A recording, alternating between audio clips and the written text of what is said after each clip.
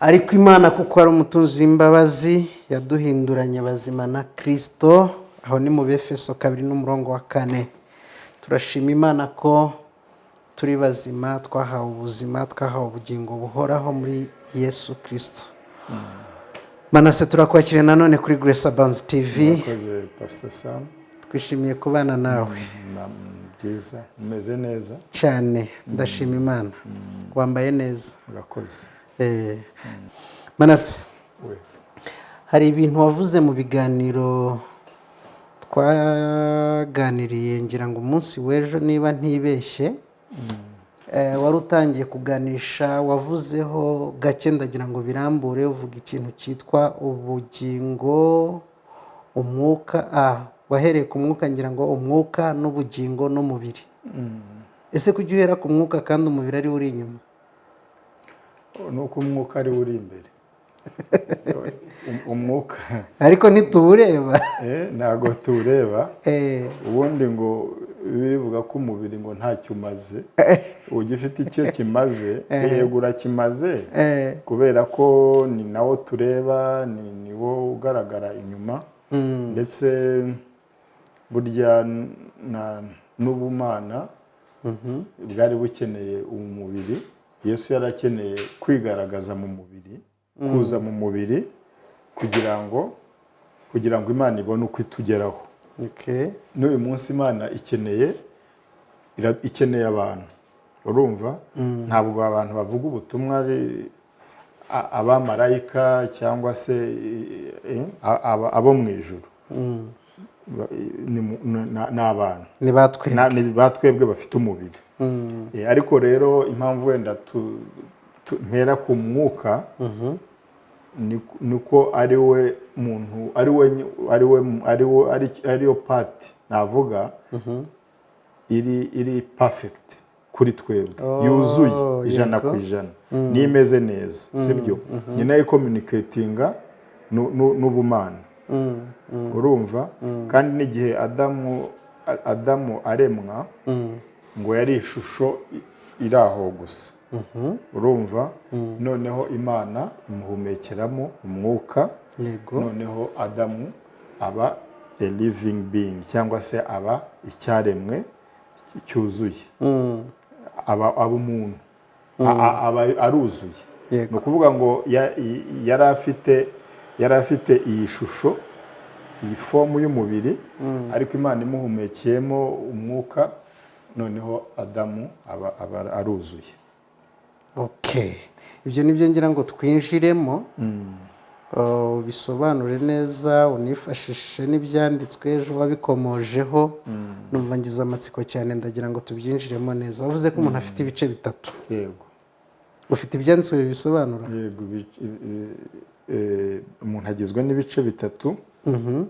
Igice nzajya mpora mperaho ni umwuka, ubugingo n'umubiri. Yego.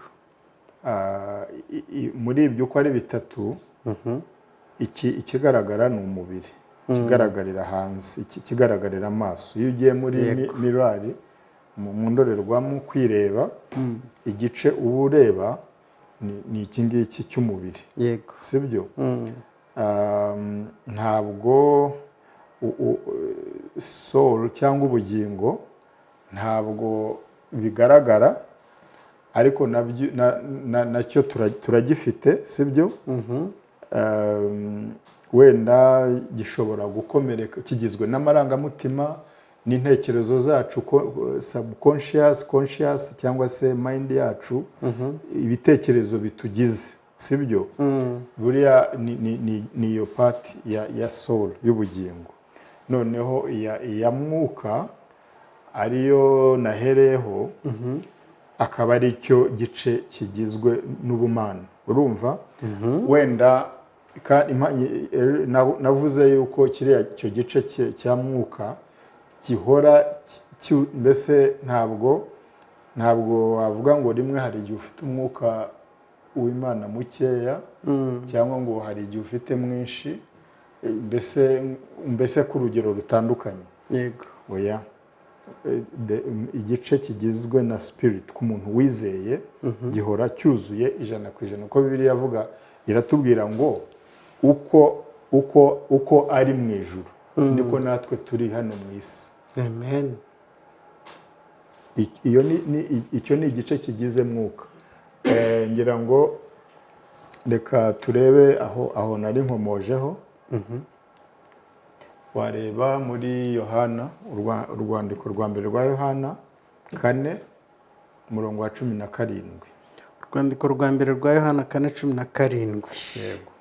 Haravuga ngo ibyo ni byo bimaze gutunganya rwose urukundo muri twe, kugira ngo tuzatinyuke ku munsi w'amateka, kuko uko ari ariko turi muri iyi si.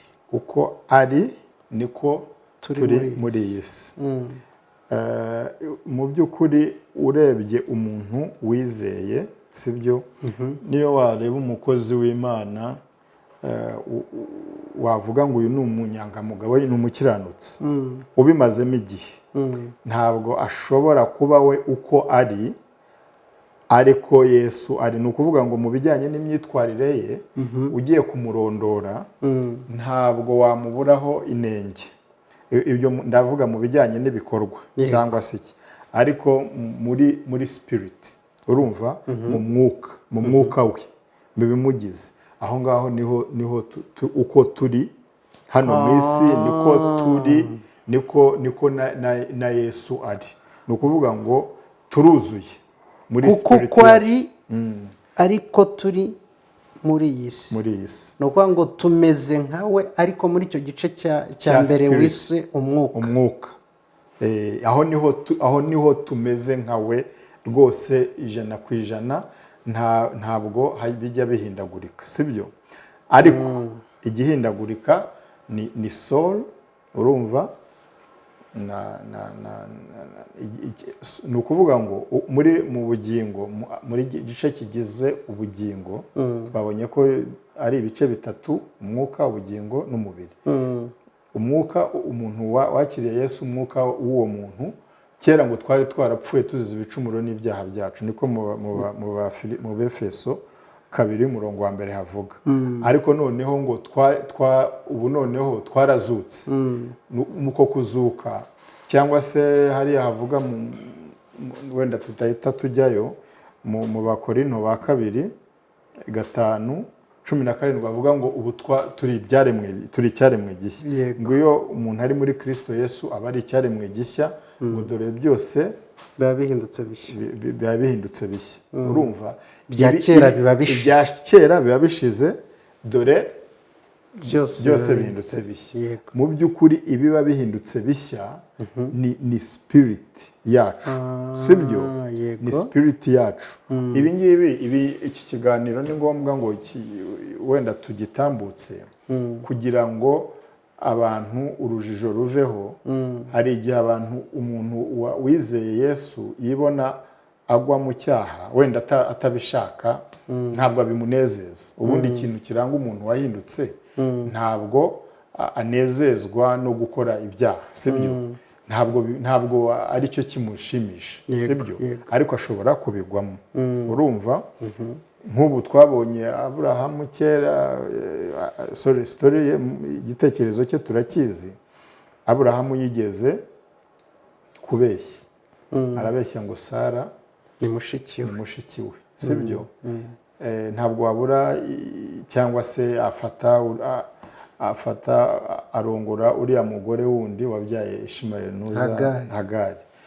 Ariko Bibiliya ikamugaragaza ngo Aburahamu yizeye Imana, bimuhanizwa no gukiranuka. Mu by'ukuri Aburahamu yari umukiranutsi w'Imana, ariko tubona hari ibindi byaha byamugaragayeho, kubeshya n'ibindi nk'ibyo. Rero ntabwo mu by'ukuri nubwo umuntu yabikoze cyangwa se n'uyu munsi bikorwa, ariko umuntu wahindutse ntabwo bimunezeza, ntabwo ari ibintu yishimira. Rero uwo ni ukubera iki? Ni ukubera yuko the spirit of God, cyangwa se umwuka w'Imana ukurimo, ntabwo utuma unezezwa nabyo. Bitandukanye n'umuntu utarakira agakiza, cyangwa se n'umuntu utarizera. Rero dusomera umurongo noneho ubitandukanya kugira ngo byumvikane neza. yego. Urwandiko rwa mbere rw'Abatesalonike ni 5 umurongo wa 23. Umurongo wa 23 Abatesalonike ba mbere 5 haravuga ngo Imana y'amahoro ibeze rwose kandi mwebwe ubwanyu n'umwuka wanyu n'ubugingo n'umubiri byose birarindwe bitazabaho umugayo ubwo umwami wacu Yesu Kristo azaza. Urakoze cyane. Okay. Ibice uko bivuze ari bitatu koko ndimo ndayibona ngo mwebwe ubwanyu n'umwuka wanyu n'ubugingo n'umubiri byose birarindwe. Okay. Aho noneho ntangiye kubyumva neza kubera ko duhaye ubihamishije Bibiliya. Umwuka, ubugingo n'umubiri. Na kwa kundi babikurikiranyaga na hano niko bikurikirana. Urumva kubera yuko ubundi wenda tuzagira igihe dushushanya kugira ngo wenda birusheho kukumvikana. Ariko ubundi rero iki kiganiro icyo kigamije ni ukugira ngo tumenye uburyo umuntu akura mu by'umwuka, sibyo? Yego. Imbere y'Imana uruzuye muri spirit. Urumva twabonye ko itureba nk'abera n'abaziranenge, mbese ikatubona ko tutigeze gucumura kubera yuko Imana ntabwo itureba in our bodies cyangwa mu mubiri hacu, ntabwo itureba mu bugingo hacu, ahubwo itureba mu mwuka hacu, sibyo? Rero icyo gihe itureba tumeze neza cyane. Urumva? Yego. Uyu munsi nyine n'abantu n'umuntu wita ko ari umwera n'umuziranenge ati ngende umutagatifu ndi senti, umuntu utabizi udasobanukiwe n'ibi ngibi ashobora kuvuga ati uyu muntu rero azi kwihandagaza cyangwa se mbese arakabya, arakabya yiyita ibyo atari, ibyo atari byo. Hari n'igihe yabivuga hari amakosa runaka umuzeho. Exactly, uwo muntu umuzeho. Ariko uwo muntu ubivuga gutyo aba akurebera mu maso y'umubiri. Ariko ibi byo kuba uwo muntu ari senti cyangwa se ari umutagatifu nibyo umurebeye mu maso y'umwuka.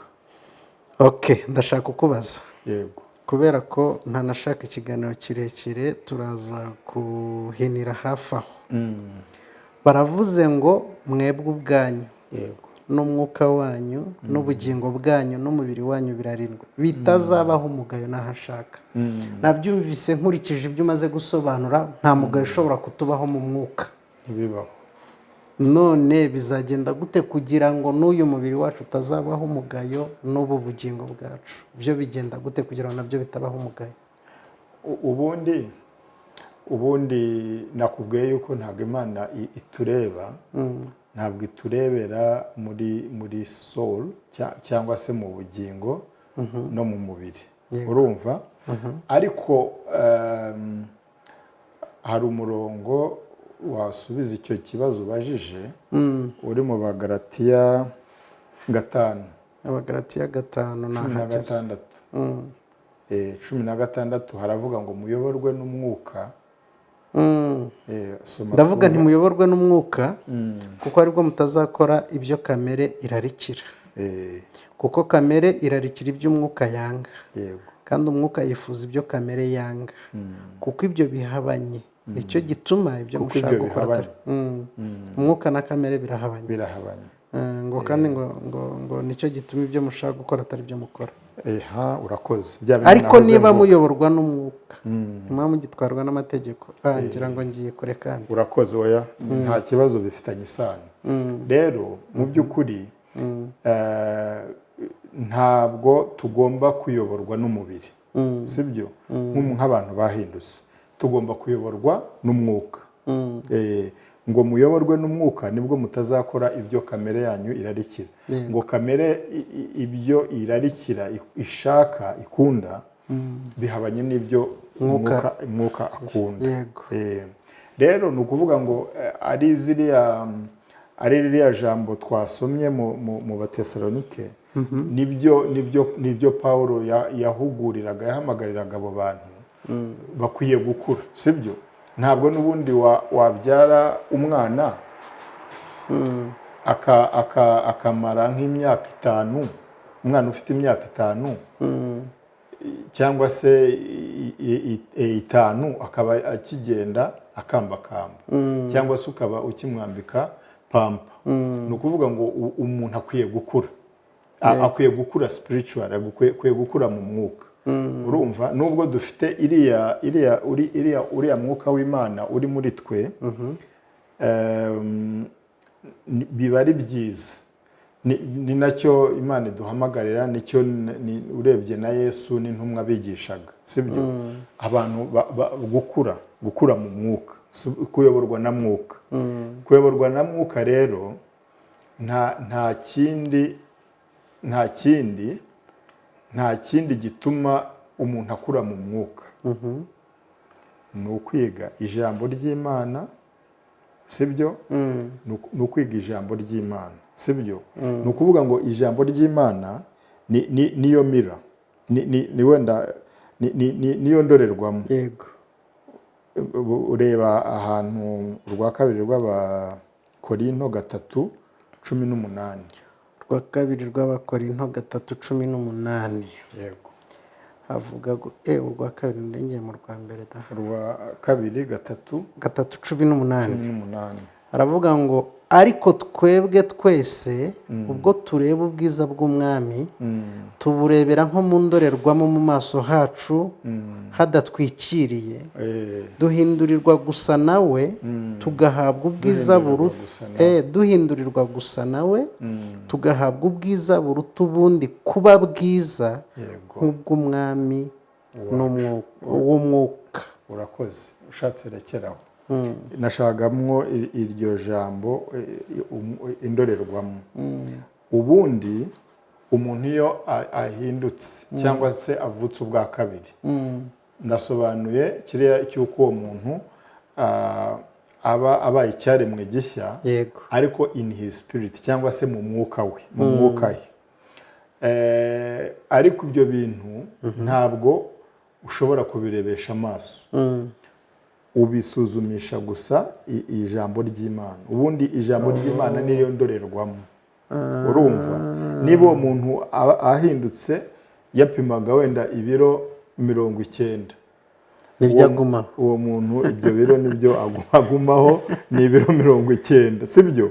In his soul cyangwa se mu bugingo he. Niba wajyaga wiga mu ishuri wenda nk'imibare ikagutsinda, ntabwo bivuze ngo kuko wabaye icyaremwe gishya ngo urahita imibare uyuzuza. Wabaye icyaremwe gishya in the spirit, ariko muri soul uri wa wundi, ariko hazahinduka uko ugenda, kuko n'ubwenge Imana irabuduha, sibyo? Wamenye ubundi muri spirit, mu mwuka hacu nta kintu na kimwe kitarimo.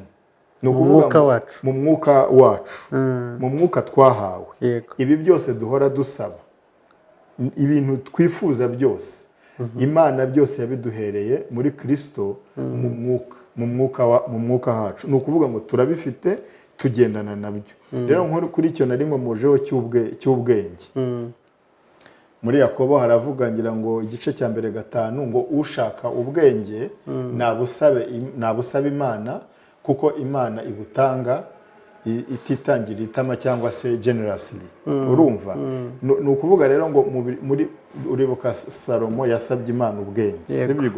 Arabuhabwa. Urumva rero hari ibintu biba, uwo muntu iyo yahindutse igice gihita gihinduka ni spirit cyangwa se mu mwuka he, ariko muri soul na body biba bitarahinduka. Niyo mpamvu umukristo agomba kugenda urugendo rwo kuyoborwa na mwuka. Ayoborwa na mwuka binyuze mu ijambo ry'Imana no gusenga, kuko iryo jambo ry'Imana ni naryo rikubera indorerwamo, kukwereka yuko ukiri hasi, sibyo?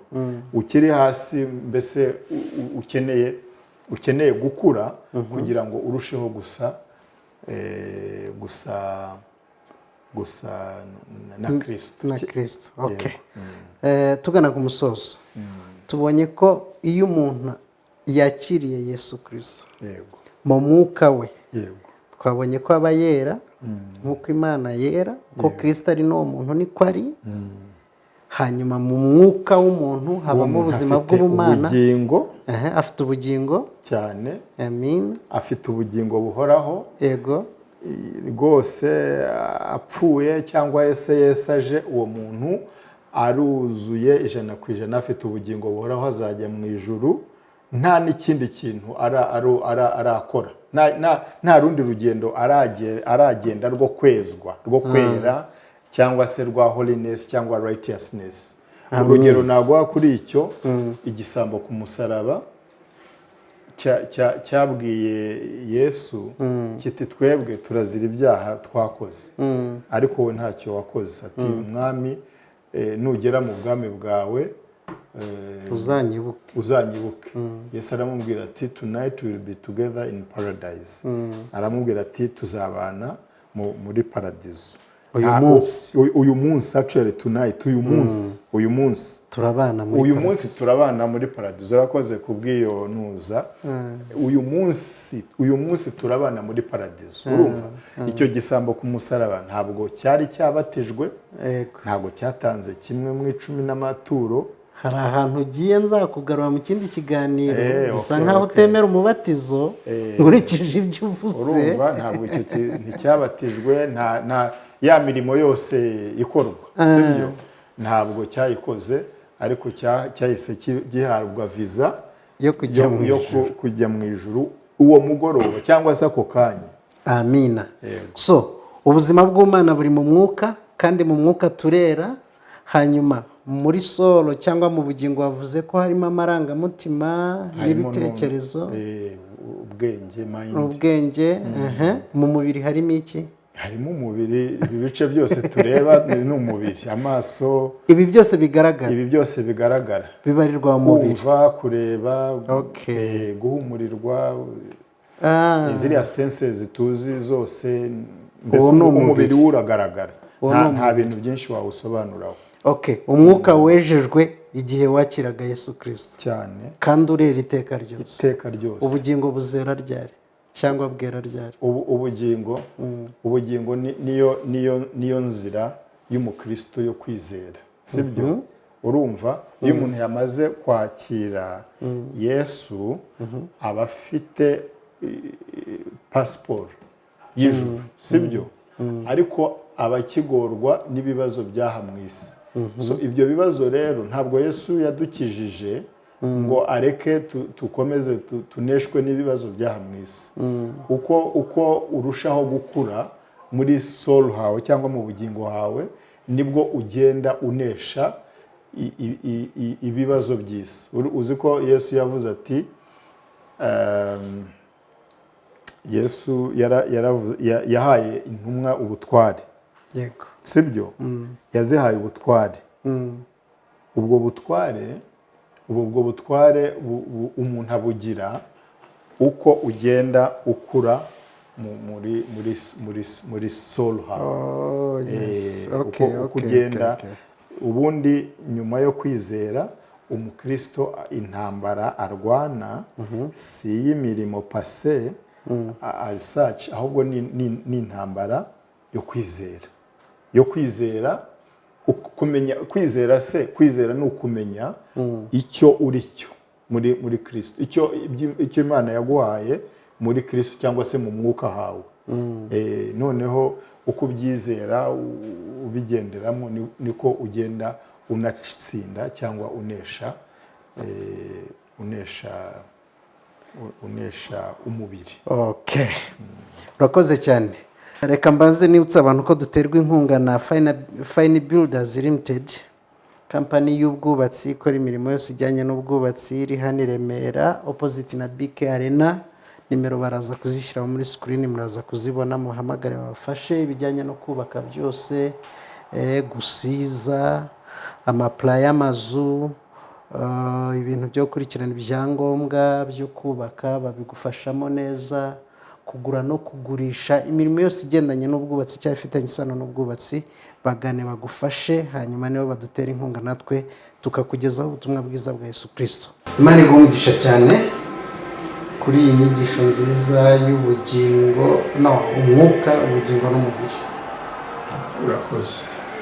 Kubera yuko iyi nyigisho ni ingenzi kugira ngo bikureho urujijo rw'umuntu ushobora kwibwira ngo ntiyakijijwe, ese ntabwo umuntu aba azi ngo igice cyakijijwe ni ikihe, ku buryo iyo aguye mu cyaha ashobora kwibwira ati birashoboka ko ntakijijwe, ariko ubu iyo ubimenye bikuraho urujijo, ukarushaho kwizera Imana no gushikama muri yo. Urakoze cyane. Imana iguhe.